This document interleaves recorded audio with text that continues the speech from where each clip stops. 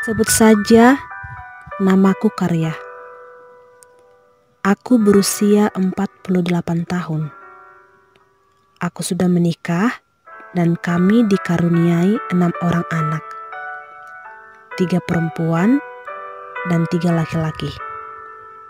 Kami bekerja sebagai petani.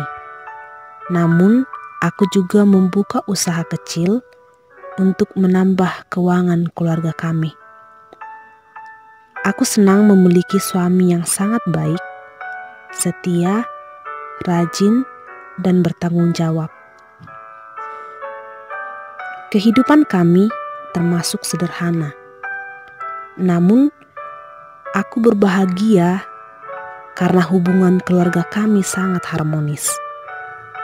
Aku mampu menafkahi anak-anak dan membiayai sekolah mereka dari tingkat SD, SMP, dan SMA, bahkan sampai ke perguruan tinggi. Kami berbahagia, akrab, dan mengasihi satu sama lain. Bagiku, memiliki suami dan anak-anak seperti mereka adalah sebuah kasih karunia yang Tuhan berikan kepadaku.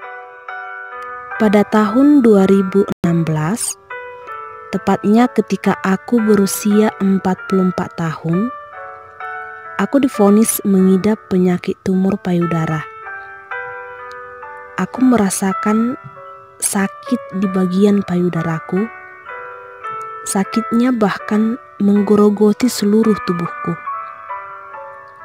2 bulan sebelum operasi, berat badanku turun drastis. Aku sangat takut jika operasi akan membawaku pada kematian. Aku takut tidak bisa melihat anakku menyelesaikan studinya. Dan masih banyak lagi pikiran negatif yang melintas di pikiranku. 16 Juni, saya sudah dirawat inap di salah satu rumah sakit swasta. Banyak kasus yang kudengar mengenai tumor payudara.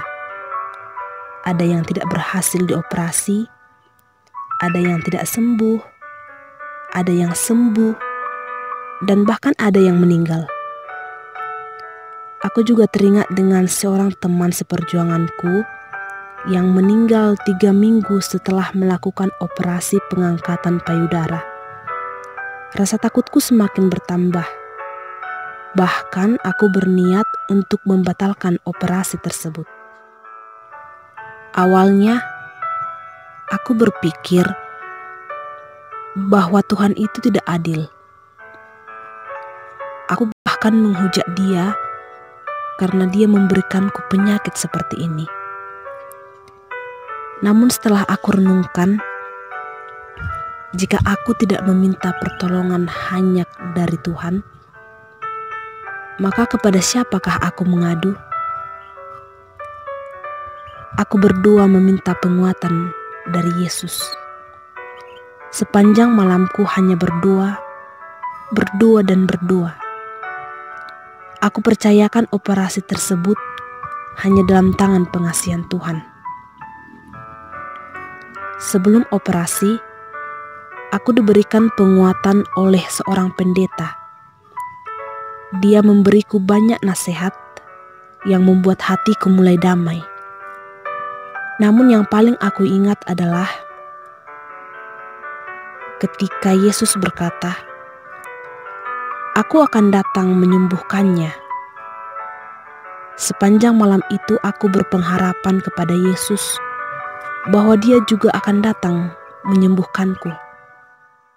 Tibalah hari untuk operasi. Aku berdoa meminta pertolongan kepada Tuhan dan aku berusaha untuk tegar. Saat itu aku memutuskan bahwa hidup mati nantinya adalah di tangan Tuhan. Namun air mataku tidak berhenti keluar karena suami dan putriku yang paling bungsu selalu menangis membawaku ke pintu ruang operasi. Aku mulai takut. Aku merasa bahwa aku akan mati. Rasanya tidak adil jika aku terlalu cepat berpisah dari anak-anakku. Aku menangis dan terus menangis. Setelah aku masuk ke ruang operasi, imanku mulai goyah. Aku bahkan berpikir bahwa operasi ini tidak akan berhasil. Aku akan mati dan operasi ini akan gagal. Dan setelah aku dibius, aku tidak lagi merasakan apapun.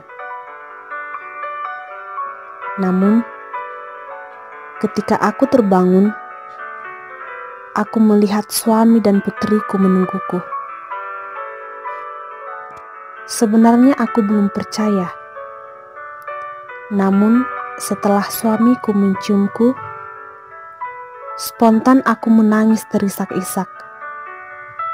Aku menangisi diriku yang percaya Tuhan, namun agak ragu dengan kuasa-Nya ketika diperhadapkan dengan cobaan seperti ini. 1 kali menjalani operasi pengangkatan payudara, 8 kali menjalani kemoterapi, dan 30 kali menjalani sinar X. Aku percaya itu semua berkat Tuhan Yesus. Dia yang menemaniku di setiap tahap demi tahap penyembuhan yang kulakukan selama ini. Aku sadar bahwa Dia benar-benar datang menyembuhkanku. Yesuslah penolongku. Aku percaya dan tidak ragu lagi akan kuasa-Nya. Aku tidak tahu dengan apa aku akan membalas kebaikan dan kesetiaan Tuhan bagiku. Aku berdoa mengucap syukur bagi-Nya. Sebagai tanda terima kasihku, aku akan memberikan salah satu anakku untuk menjadi pelayan bagi Tuhan. Atau jika ke-6 anakku bersedia menjadi pelayan untuk memberitakan Injil, aku akan memberikannya dan aku akan menyekolahkan mereka semampuku. Karena aku percaya berita sukacita tentang Yesus yang nantinya mereka beritakan akan membawa sukacita dan penghiburan bagi banyak jiwa.